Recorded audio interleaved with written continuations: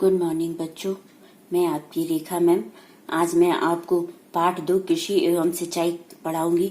इससे पहले वीडियो में मैंने आपको पाठ 1 संसाधन के विषय में पढ़ाया था। आशा उसको आपने वीडियो को देखा होगा और होमवर्क भी कंप्लीट किया होगा। आज मैं आप लोगों का होमवर्क भी देखूंगी।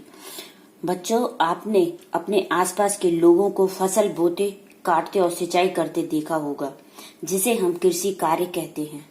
कृषि हमारे देश की सबसे पुरानी और महत्वपूर्ण आर्थिक क्रिया है। यह हमारे देश के आर्थिक विकास में बहुत महत्वपूर्ण है। आर्थिक क्रिया, अब आपको सवाल उठता होगा कि आर्थिक क्रियाएं क्या है। आर्थिक क्रियाएं वे होती हैं जिन कार्यों को करने से हमें पैसा प्राप्त होता है और हम अपनी आवश्यकताओं की पूर्ति करते हैं। कृषि से तात्पर्य केवल खेती या फसलें उत्पन्न करना ही नहीं होता है। कृषि के अंतर्गत पशुपालन, मुर्गी पालन, मधुमक्खी पालन, रेशम कीट पालन, मत्स्य पालन इत्यादि भी शामिल है। असाधारण भाषा में आप कृषि को सिर्फ फसल बोने को ही कहते हैं, लेकिन भौगोलिक भाषा में इसके अंतर्गत पशुपालन भी आ जाता है, मत्स्य पालन भी आ जाता है, मधुमक्खी पालन भी आ जाता है। ये सारे कार्य भी आपके कृषि कार्य के अंतर्गत ही आते हैं। मनुष्य अपनी आवश्यकताओं की पूर्ति के लिए जिन पौधों को बोता है उसे फसल कहते हैं, और पशुपालन करता है वो अपनी आवश्यकताओं की पूर्ति के लिए, जैसे दूध प्राप्त करने के लिए वो गाय और भैंस को पालता है। ये भी आपके कृषि कार्य के अंतर्गत आते हैं। और नेक्स्ट पॉइंट आता है कृषि। पुराने और नए समय में खेती करने में बहुत अंतर आ गया है।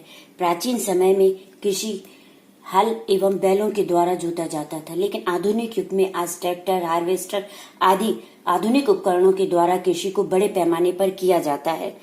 ऐसी कृषि जिससे दैनिक जीवन की आवश्यकताएं पूरी की जाती हैं उसे निर्वाह कृषि कहते हैं। लेकिन जब वही कृषि बड़े पैमाने पर, अर्थात जिस कृषि का मुख्य उद्देश्य बाजार में फसल बेचना हो, उसे व्यापारिक कृषि कहते हैं। अर्थात फसल जो हम अपनी आवश्यकताओं की पूर्ति के लिए, किसी किसान के पास छोटा सा भूमि का टुकड़ा होता है, अपने परिवार के भरण पोषण के लिए उस पर गेहूं पैदा करता है, सब्जियां बोता है, ये सब आपकी निर्वाह कृषि कहलाई जाती है। लेकिन जब वही बड़ी भूमि पर बड़े पैमाने पर खेती की जाती है, जिसका मुख्य उद्देश्य उस फसल को बाजार में बेचना होता है और उससे धन कमाना होता है, वो आपका व्यापारिक कृषि कहलाई जाती है। इस आधार पर भारत देश एक कृषि प्रधान देश है, और इस आधार पर भारत में फसलों का वर्गीकरण 3 आधारों पर किया गया है: खाद्यान्न फसलें, नकदी फसलें, पेय एवं बागायती फसलें। खाद्यान्न फसलें आपकी आती हैं गेहूं, चावल, जौ, ये सारी आपकी खाद्यान्न फसलें आती हैं। नकदी फसलें गन्ना, कपास, जूट, इसे औद्योगिक फसल भी कहते हैं। इस फसल का मुख्य उद्देश्य होता है औद्योग धंधों के लिए कृषि करना। जैसे गन्ने की खेती आपकी शक्कर के लिए ज्यादातर की जाती है। कपास की खेती सूत वस्त्र उद्योग के लिए की जाती है। पेय एवं बागायती फसलें चाय, कहवा, रबड़ इत्यादि आपकी ये बागायती फसलें कही जाती हैं। जैसा कि आप जानते हैं, हमारा देश एक कृषि प्रधान देश है। हमारे देश में लगभग 55% लोग कृषि पर निर्भर है। देश की कुल राष्ट्रीय आय का लगभग 17% कृषि से प्राप्त होता है। विभिन्न प्रकार की जलवायु तथा विविध मिट्टियों के कारण देश में लगभग सभी प्रकार की फसलें उगाई जाती है। जैसा कि मैंने पहले बताया था, खाद्यान्न फसलें, नकदी फसलें और पेय एवं बागायती फसलें। कृषि प्रधान देश होने के कारण भारत में वर्ष भर कृषि की जाती है। इस आधार पर भारत में 3 फसलें पैदा की जाती हैं: रबी की फसल, खरीफ की फसल, जायद की फसल।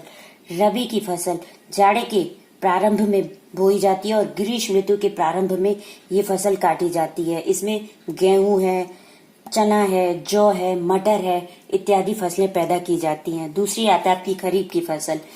ये वर्षा ऋतु के प्रारंभ में बोई व शीत ऋतु के प्रारंभ में काटी जाती है। इसके अंतर्गत चावल, मक्का, ज्वार, मूंग, जूट आदि फसलें पैदा की जाती हैं।